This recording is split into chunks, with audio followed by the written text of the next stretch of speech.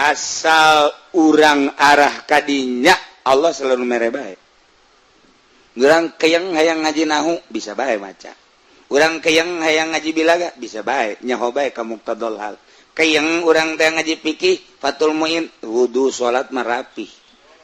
Kekeyangan urang keuyang hayang belajar politik atuh engke jadi PAC mah bisa. Ayo gerage. Urang keuyang ieu teh jadi PNS sekali gagal, dua kali gagal, 3 kali mah bisa bae. Sok gerage kakeyangan urang keuyang hayang ka Allah didelekeun ieu ku Allah datang ka mana sia mujahadah, datang ka mana sia riyadhna. Ternyata urang bebeneran dibere ku Allah. Mer perjalanan nama datangkan mer gitu emang kumaha.